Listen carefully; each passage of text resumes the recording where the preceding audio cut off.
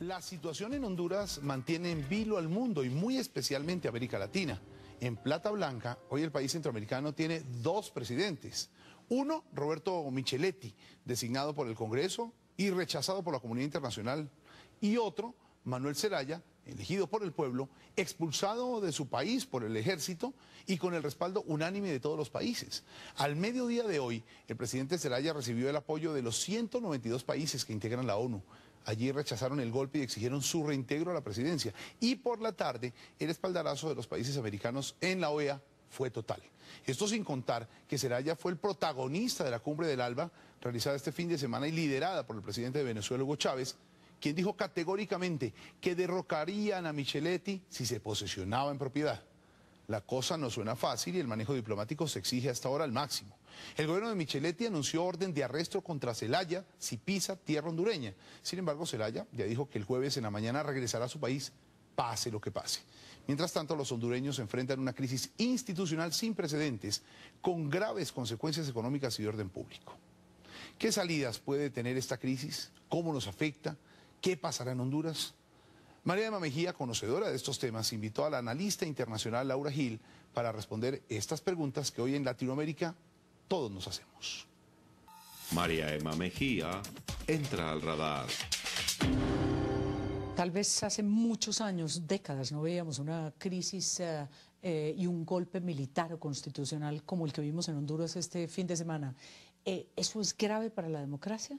Pues claramente, o sea, si esto no es un golpe de Estado, ¿qué lo es? Y por suerte el continente se ha unificado en defensa de la democracia y en defensa de la Carta Democrática Interamericana, que es la conquista más importante del continente de la última década. Pero antes de entrar a la Carta, ¿cómo es posible que el mundo, es decir, las 192 naciones, hoy vimos cómo aplaudían en Naciones Unidas, pero también ideologías tan distintas en gobiernos latinoamericanos como desde el presidente Obama o el presidente Calderón o inclusive el presidente Uribe o todos los grupos de países, si éramos Nicaragua, Venezuela, Evo Morales, Correa, se unan en ese propósito de la defensa de la democracia, que es tan sagrado que hace que se, dijéramos, por lo menos se pospongan los problemas ideológicos de izquierdas y derechas? Pues yo creo que la defensa de la democracia, creo que ya hay una aceptación de que los valores democráticos son universales y que tanto desde Irán hasta Honduras hay que defenderlos. Pero lo que sí me parece que como tú lo dijiste, estamos posponiendo el verdadero debate. Porque aquí creo que lo importante es restablecer al presidente Zelaya, que no pueda haber puntos medios aquí, negociaciones como la que hemos estado acostumbrados en el continente después de los fraudes electorales. Estamos muy acostumbrados a negociaciones, República Dominicana en el 94, Perú en el 2000. Aquí no podemos aceptar puntos medios. O sea, ningún tipo de negociación. Tiene que ser restablecido Zelaya. Pero sin embargo, creo que hay un problema de fondo, y un problema de fondo que las diferentes ideologías han querido evitar. Pero, por ejemplo, en el tema de la Carta Democrática y la OEA, ¿quién debe preservar esa democracia? ¿La OEA o otros grupos que se han ido formando a lo largo de los años, Río, el ALBA, porque hemos visto muchas organizaciones? A eso voy, es que la Carta Democrática establece que obviamente las elecciones democráticas, libres y justas son un esencial, pero también otras cosas como la independencia y la separación de los poderes, el respeto de los derechos humanos, los partidos políticos, el régimen plural de partidos. Entonces, obviamente las ideologías, las izquierdas y las derechas vienen peleando en cómo se interpreta esta Carta Democrática. Y creo que aquí el rol, que siempre fue el rol primordial de la OEA en esta crisis hondureña, le surgió una competencia, que es justamente de los países del ALBA. Y recordemos, María Emma, quien lideró el proceso en contra de la Carta Democrática fue justamente el presidente Chávez, que se oponía a ella porque esta carta avalaba un principio, digamos, de democracia liberal representativa que se oponía a su concepto de democracia participativa. O sea, entonces, si uno quiere entender un poquitico el drama que vivió Zelaya y sobre todo los hondureños, Zelaya empezó poco a poco a lo largo de estos años como a cambiarse de partido, de un partido liberal, más bien conservador, no en el estilo que lo tenemos aquí en Colombia, fue pasando como a un compromiso con el presidente Chávez e incluso forma parte del ALBA, pues, con Evo Morales y con Correa y Nicaragua. Hay una división entre Honduras y la comunidad internacional, es decir, uno siente como que el pueblo hondureño o su corte o su tribunal electoral van por un camino y el mundo queriendo restablecer la democracia del pueblo. Mire, estamos tan lejos de Honduras que es muy difícil saber cuál es la situación interna. Lo que sí parece es que ha habido una confrontación de poderes, y una confrontación de poderes que no se resolvió de la manera institucional, que llevó a la expulsión de un presidente popularmente elegido. Lo inmediato ahora es restablecer lo esencial, que es restablecer al poder al presidente.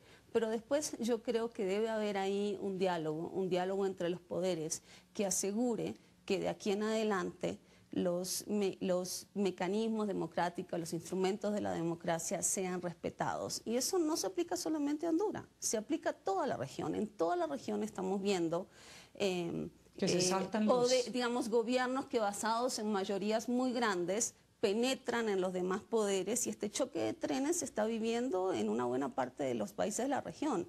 Yo creo que una vez se pase esta crisis es importante que la OEA haga un acompañamiento y que empiece un nuevo diálogo en la región. O sea, sí le entiendo, la superación de la crisis solo llega si Zelaya es restablecido en el poder, primera condición, y segunda, absolutamente, con algún condicionamiento, es decir, podría él volver a incurrir en ciertas llamadas por encima de la Corte o del Tribunal Electoral o de la propia Procuraduría a decir yo invito a una cuarta papeleta para buscar su reelección, o cree usted que la OEA le va a poner algunas condiciones contra lo que ALBA quisiera, contra lo que Chávez y su grupo quisieran? Mire, yo creo que ese es un terreno muy resbaladizo, en el sentido en que él es el presidente, no se le puede condicionar su retorno.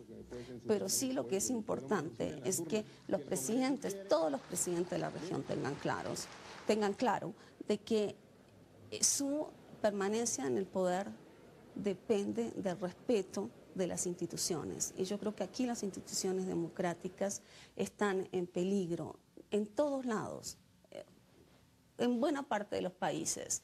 Yo creo, y que no es solo de izquierdas a derechas, es que lo vemos en tanto ambiciones reeleccionistas en países de derecha como en de izquierdas. Entonces no lo pongamos en ese plano, pero la democracia no es solamente el respeto a la elección de la mayoría.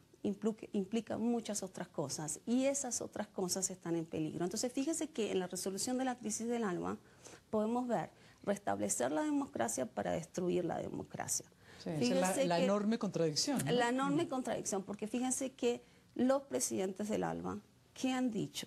Han sido unos grandes enemigos de la OEA, que llegaron justamente a Honduras hace muy poquitas semanas a decir la OEA se tiene que acabar.